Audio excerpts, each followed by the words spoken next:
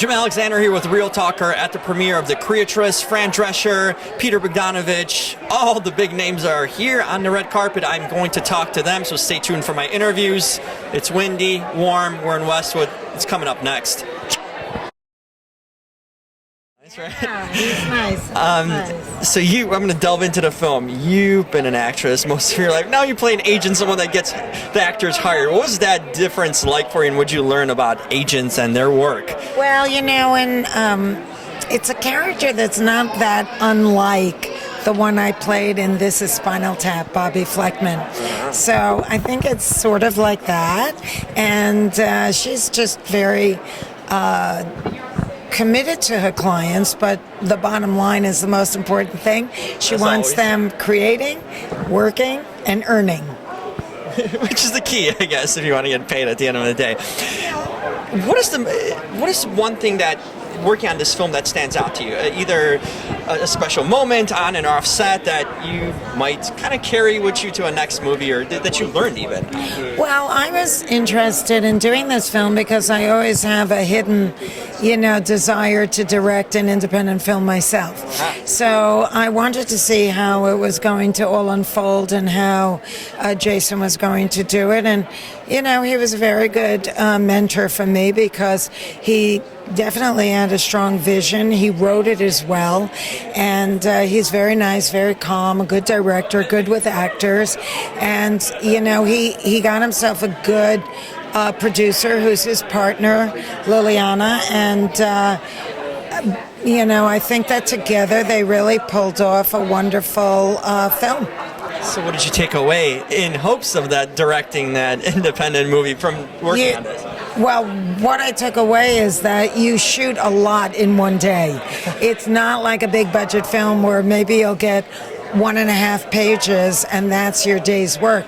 I would get 12 pages and I have to remember them all, every single day.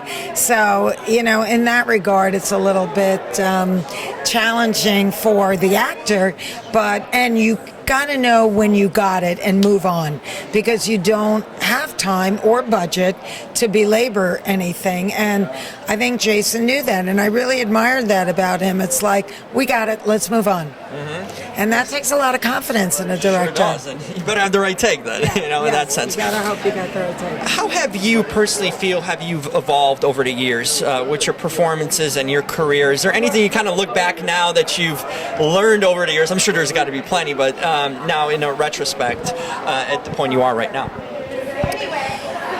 Well, I think that I will not take a job for the money if I don't like the job. It's not worth it. A rookie would take that, so that's a better. It's not worth it because you're stuck doing it. It's your face up there, and if it's really bad, figure out another way to make money. That like get a job if you have to, but don't do something that's bad.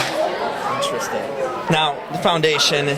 Cancer schmancer. That's schmancer. Something personal to you, and we're all affected by it. My father had cancer, my mother. My sister's a nurse, doing the camera today, but she's a nurse. My sister's a nurse too. Oh, there you go. That's a great. Thank you. But it's something that affects all of us, and you've been through it yourself. Tell me about how that's changed your perspective on life, and now the foundation kind of having it and moving forward in your career. Well, I feel like I got famous, I got cancer, and I live to talk about it, so I'm talking. Out of the New York Times bestseller, Cancer came the book, and this has now become a life mission for me.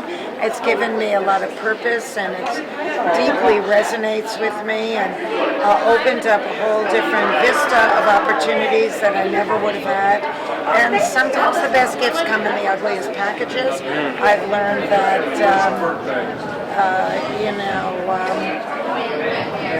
you have to be able to shift gears, play the hand that's been dealt you. It may not be what you thought was going to happen, but at some point you have to accept what's happening and stop being bitter over what's never going to happen. And I also think that we have to live in the moment as much as possible. Life is very ephemeral, and it can end on a dime. And we have to stop and smell the roses and notice everything that's beautiful. It's a glorious planet. Don't get caught up in the negativity. That's not your job. Your job is to get caught up in the positivity, and then each one teach one. This is a positive message for anyone, I feel, and that's it's a good way to go about life. The more positive you are, the more you can overcome in so many ways too. Absolutely, turn lemons into lemonade. I like that. And finally, what are you doing this summer? Any plans, any fun hobbies that you're partaking in? Well, I'm actually performing in P-Town on August 10th at Town Hall. I'll be doing my Schmoozing with Fran stand-up act.